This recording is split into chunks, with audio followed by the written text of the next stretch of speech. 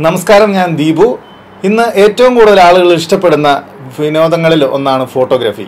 Photography ഡിജിറ്റലായത് മാറിയതോടുകൂടി കൂടുതൽ ആളുകൾ ദൈനംദിനം ഇതിലേക്ക് വന്നുകൊണ്ടിരിക്കുകയാണ്. മൊബൈലുകളിൽ പോലും ഇന്ന് ക്യാമറയുണ്ട്. അപ്പോൾ അതുകൊണ്ട് ഫോട്ടോഗ്രാഫി എന്ന് പറയുന്നത് ഇന്ന് ആളുകളുടെ എല്ലാം നിത്യജീവിതത്തിൻ്റെ ഒരു ഭാഗമായിട്ട് മാറിയിരിക്കുകയാണ്. പണ്ടത്തെ പോലെ ഫിലിം വാഷിങ്ങും ഒന്നും വേണ്ട, പെട്ടെന്ന് തന്നെ എടുക്കാം. മൊബൈലിൽ എടുക്കാം, ക്യാമറയിൽ എടുക്കാം, എന്നിട്ട് നേരെ കമ്പ്യൂട്ടറിലേക്ക് കണക്ട് ചെയ്ത് അവർക്ക് ഫേസ്ബുക്കിലോ മറ്റ് സോഷ്യൽ മീഡിയയിലൊക്കെ അപ്ലോഡ് ചെയ്യാം, അല്ലാതെ ഫ്രണ്ട്സുമായിട്ട് ഷെയർ ചെയ്യാം. അപ്പോൾ ഫോട്ടോഗ്രാഫി ഇന്ന് ഏറ്റവും കൂടുതൽ പോപ്പുലർ ആയിക്കൊണ്ടിരിക്കുന്നതാണ്. അപ്പോൾ ഇതിൽ ഏറ്റവും കൂടുതൽ പുതിയതായിട്ട് കടന്നു വരുന്നവരെ ഉദ്ദേശിച്ചാണ് നമ്മളിപ്പോൾ ഈ എപ്പിസോഡ് ഇപ്പോൾ ചെയ്യുന്നത്. അതായത് ഫോട്ടോഗ്രാഫി ബിഗിനേഴ്സിന് എന്തൊക്കെ പുതിയ ക്യാമറ വാങ്ങുമ്പോൾ എന്തൊക്കെയാണ് ശ്രദ്ധിക്കേണ്ടത്, എന്താണ് പുതിയ ക്യാമറ വാങ്ങുന്നതിന് മുമ്പ് അറിഞ്ഞിരിക്കേണ്ട ഒരു കാര്യം. ഏറ്റവും കൂടുതൽ ആളുകൾ ചോദിക്കുന്ന ഒരു ചോദ്യമാണ്, ഏത് ക്യാമറയാണ് വാങ്ങേണ്ടത്? അപ്പോൾ ഈ ഒരു ചോദ്യം ചോദിക്കുന്നതിന് മുമ്പ് കുറച്ച് കാര്യങ്ങൾ നിങ്ങൾ ശ്രദ്ധിക്കേണ്ടതുണ്ട്. അതായത് ഫോട്ടോഗ്രാഫിയെക്കുറിച്ച് ബേസിക്കായിട്ട് എന്താണ് ഫോട്ടോഗ്രാഫി എന്ന ഒരു ബേസിക് ഐഡിയ ഉണ്ടായിരിക്കുന്നത് നന്നായിരിക്കും ഒരു ക്യാമറ വാങ്ങുന്നതിന് മുമ്പ്. ആദ്യം എന്തൊക്കെ തരം ഫോട്ടോഗ്രാഫി ഉണ്ടെന്ന് നമുക്ക് നോക്കാം. മെയിനായിട്ടുള്ളത് landscape photography, bird and action എന്ന് പറഞ്ഞ ഫോട്ടോഗ്രാഫി, ഇതിന് ടെലി ലെൻസ് ആവശ്യമാണ്. മാക്രോ ഫോട്ടോഗ്രാഫി, സൂക്ഷ്മമായിട്ടുള്ള കുഞ്ഞു പ്രാണികൾ, ചെറിയ ഈച്ച തുടങ്ങിയ പ്രാണികളുടെയും ചെറിയ വസ്തുക്കളുടെ വലിയ ശരിക്കുള്ള റിയൽ സൈസിലുള്ള ഫോട്ടോ എടുക്കുന്നതാണ് മാക്രോ ഫോട്ടോഗ്രാഫി. പിന്നെ ആർക്കിടെക്ചർ, നല്ല ബിൽഡിങ്ങുകൾ, പിന്നെ സിറ്റിസ്കേപ്പ്, അങ്ങനെ തുടങ്ങിയ ആർക്കിടെക്ചറൽ ഫോട്ടോഗ്രാഫി.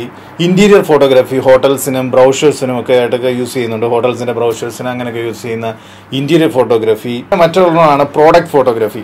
ഇന്ന് നമ്മൾ കാണുന്ന മാഗസീനുകളിലും ഇതിലും എല്ലാം കാണുന്ന പ്രോഡക്റ്റ് ഫോട്ടോഗ്രാഫി. അപ്പം ഇത്തരത്തിലുള്ള അനവധി ഫോട്ടോഗ്രാഫികൾ ഉണ്ട്. അപ്പോൾ ഇതിൽ ഏതാണ് നിങ്ങളുടെ ഇഷ്ടപ്പെട്ട ഫോട്ടോഗ്രാഫി എന്ന് ആദ്യം നിങ്ങളോട് തന്നെ ചോദിക്കണം. ഏത് തരം ഫോട്ടോഗ്രാഫിയാണ് നിങ്ങൾക്ക് ഇഷ്ടപ്പെടുന്നത്? അപ്പോൾ അതിനെ അനുസരിച്ചായിരിക്കണം നമ്മൾ ക്യാമറ സെലക്ട് ചെയ്യുന്നത്. രണ്ടാമത്തെ മെയിനായിട്ടുള്ള ഒരു ഘടകമാണ് ബഡ്ജറ്റ്. എത്ര രൂപ വരെ നമുക്ക് മുടക്കാൻ സാധിക്കും, ആ ബഡ്ജറ്റിനനുസരിച്ചിട്ടുള്ള ക്യാമറ വാങ്ങാനായിട്ട് പറ്റും. അപ്പോൾ ഇന്നിപ്പം ഒരു 2000-3000 രൂപ മുതൽ 2 ലക്ഷം 3 ലക്ഷം രൂപ വിലയുള്ള ക്യാമറകൾ വരെ, അതും അതിന് മുകളിലേക്കുള്ള ക്യാമറകളൊക്കെ അവൈലബിൾ ആണ്. അപ്പോൾ ഇതിനകത്ത് ഒരു പ്രധാനമായിട്ടൊരു കാര്യം നിങ്ങൾ മനസ്സിലാക്കേണ്ടതെന്ന് വെച്ചാൽ, ഒരിക്കലും ഏറ്റവും വില കൂടിയ ഒരു ക്യാമറ വെച്ചിട്ട് ഏറ്റവും നല്ല ഫോട്ടോസ് എടുക്കാം എന്നൊന്നും ഒരിക്കലും കരുതണ്ട. ഏത് തരം ഗിയർ, ഏത് ബ്രാൻഡ് യൂസ് ചെയ്യുന്നു, എത്ര വില കൂടിയ ക്യാമറ യൂസ് ചെയ്യുന്നു എന്നുള്ളതിനേക്കാൾ ഉപരി അതെങ്ങനെ യൂസ് ചെയ്യുന്നു എന്നതിനാണ് പ്രാധാന്യം. അപ്പോൾ അതുകൊണ്ട് ഏതാണ് നമ്മളത് എങ്ങനെയാണ് നമ്മളത് ക്യാമറ യൂസ് ചെയ്യുന്നുള്ളത് കൊണ്ട് അതിനെ അനുസരിച്ചായിരിക്കും അതിൻ്റെ പ്രോഡക്റ്റിൻ്റെ, അതായത് ഫോട്ടോയുടെ ക്വാളിറ്റി വരുന്നത്. അപ്പോൾ രണ്ടാമത്തെ മെയിൻ ഘടകം ബഡ്ജറ്റ്.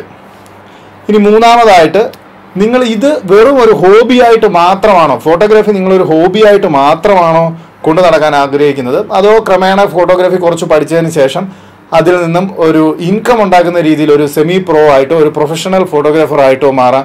അതിനിപ്പോൾ നിരവധി സാധ്യതകളാണ്. ചെറിയ ഫോട്ടോസ്, ചെറിയ ഈവൻസുകൾ കവർ ചെയ്യുക, സുഹൃത്തുക്കളുടെയും അടുത്ത ബന്ധുക്കളുടെയും ഫോട്ടോ എടുക്കുക, ചില കല്യാണങ്ങൾ, വെഡ്ഡിങ്സ് എന്ന് വേണ്ട, ഇന്ന് ഫോട്ടോഗ്രാഫി ഒഴിച്ചുകൂടാൻ പറ്റാത്ത മനുഷ്യ ജീവിതത്തിൻ്റെ ഒരു ഭാഗമായതുകൊണ്ട് ഏതെങ്കിലും മേഖലകളിൽ നമുക്കത് വരുമാന മാർഗമാക്കി മാറ്റാൻ സാധിക്കും. അപ്പം അത്തരം മേഖലകളിലേക്ക് നിങ്ങൾക്ക് ഭാവിയിൽ പോകണമെന്നുണ്ടെങ്കിൽ അതിനും കൂടെ കണക്കാക്കിയിട്ട് വേണം ഫോട്ടോഗ്രാഫിയിലേക്ക് വരുമ്പോൾ, ക്യാമറയിലേക്ക് പ്രത്യേകിച്ചും ബോഡി വാങ്ങുമ്പോൾ അതിന് ഇൻവെസ്റ്റ് ചെയ്യേണ്ടി വരുന്നത്. നാലാമതായിട്ട് നിങ്ങൾക്ക് മനസ്സിലാക്കേണ്ട ഒരു കാരണം, ക്യാമറയിൽ പലതരത്തിലുള്ള ക്യാമറകളുണ്ട്, പല ബ്രാൻഡിലുള്ള ക്യാമറയുണ്ട്. അപ്പോൾ ഞാൻ ഏറ്റവും കൂടുതൽ ഇഷ്ടപ്പെടുന്നത് കാനോൺ ക്യാമറയാണ്. അപ്പം അതിനെക്കുറിച്ചാണ് കൂടുതൽ ഞാൻ ഉപയോഗിച്ചിട്ടുള്ളത്. കാനോൺ ക്യാമറകളാണ്. അപ്പോൾ എനിക്ക് ഏറ്റവും ഇഷ്ടവും കാനോൺ ക്യാമറയാണ്. ഓരോരുത്തർക്ക് അഭിരുചി അനുസരിച്ചും അവരവരുടെ ഇഷ്ടം അനുസരിച്ചും ക്യാമറകൾ മാറുന്നുണ്ട്. അപ്പോൾ ഏത് ബ്രാൻഡ്, അതിലുപരി ഏത് തരം ക്യാമറ, നിങ്ങൾക്ക് ക്രോപ്പ് സെൻസർ ക്യാമറ അവൈലബിൾ ആണ്.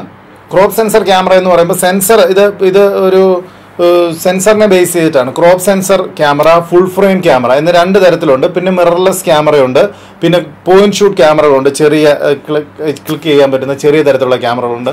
അപ്പോൾ ഇതിൽ നിന്നെല്ലാം നല്ല ചിത്രങ്ങൾ എടുക്കാൻ പറ്റും. അപ്പോൾ ക്രോപ്പ് സെൻസർ ക്യാമറ എന്ന് പറയുമ്പം അത് കാനോണിൻ്റെ ഭാഗത്ത് വരുവാണെങ്കിൽ, ഉദാഹരണത്തിന് പറയുവാണെങ്കിൽ 550D അത് ഓൾറെഡി ഡിസ്കണ്ടിന്യൂ ചെയ്തു. 600D, 650D, 700, ഇപ്പോൾ ഏറ്റവും ലേറ്റസ്റ്റ് ആയിട്ടുള്ള 700D, ഇതെല്ലാം ക്രോപ്പ് സെൻസർ ക്യാമറകളുടെ എൻട്രി വിഭാഗത്തിൽപ്പെടുന്നതാണ്. 1100 എന്ന് പറയുന്നത് ഉൾപ്പെടെ അതെല്ലാം എൻട്രി വിഭാഗത്തിൽപ്പെടുന്ന കാനോണിൻ്റെ ക്രോപ്പ് സെൻസർ ക്യാമറകളാണ്.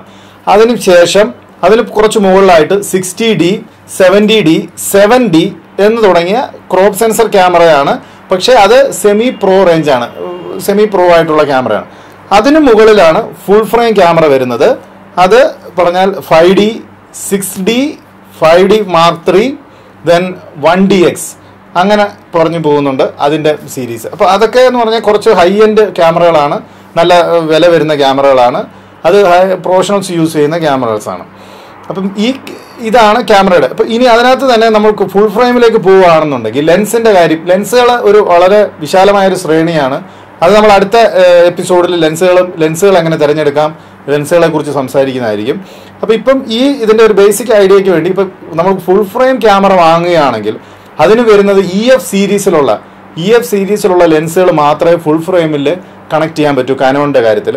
അപ്പോൾ ആ ലെൻസുകൾ എന്ന് പറയുമ്പോൾ കമ്പാരിറ്റീവ്ലി എക്സ്പെൻസീവ് ആയിരിക്കും. അപ്പോൾ കൂടുതൽ പൈസ ഇൻവെസ്റ്റ് ചെയ്യേണ്ടി വരും.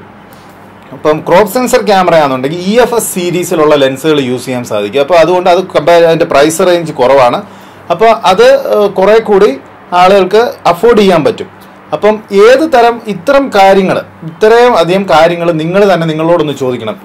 മെയിനായിട്ട് നമ്പർ 1 എന്ന് പറയുന്നത് ഏത് തരം ഫോട്ടോഗ്രാഫിയാണ് നിങ്ങൾ ഇഷ്ടപ്പെടുന്നത്, രണ്ടാമത് ബഡ്ജറ്റ്, മൂന്നാമത് ഇതൊരു ഹോബിയായിട്ട് മാത്രം തുടരാനാണോ ആഗ്രഹിക്കുന്നത് അതോ പ്രൊഫഷനായിട്ട് മാറ്റുവാണോ, 4 ഈ ക്രോപ്പ് സെൻസറോ ഫുൾ ഫ്രെയിമും.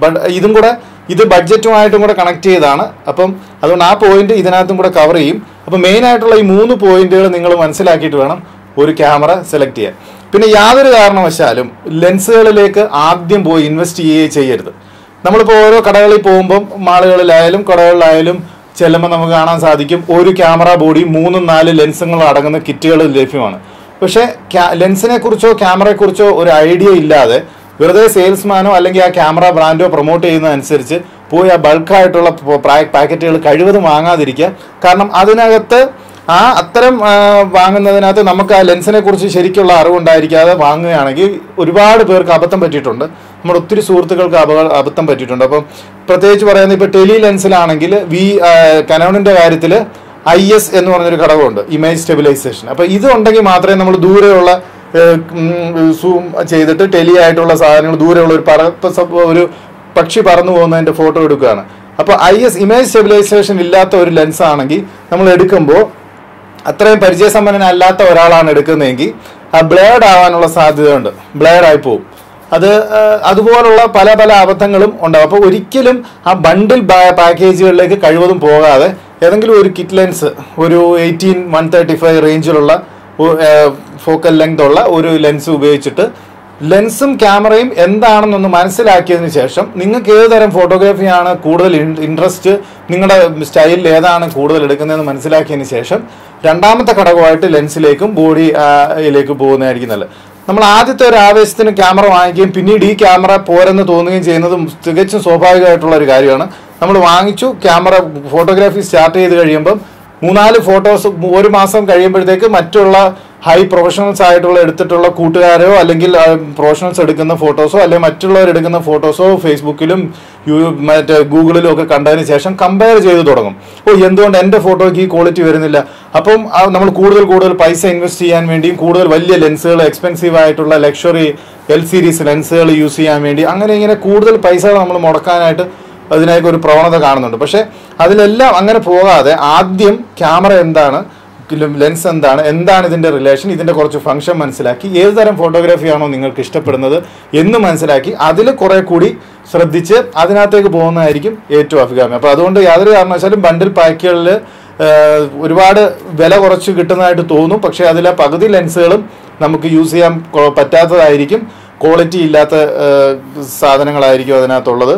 അപ്പോൾ ഇത് വാങ്ങുന്നതിൻ്റെ എളുപ്പത്തിൽ ആ യൂസ്ഡ് ആയിട്ടുള്ള ഒരു സാധനം നമുക്ക് വിൽക്കാൻ പറ്റത്തില്ല. അപ്പോൾ അതുകൊണ്ട് ഒരുപാട് പൈസ നഷ്ടം വരും. അപ്പോൾ കഴിവതും അങ്ങനെ പോകാതിരിക്കുന്നതാണ് നല്ലത്.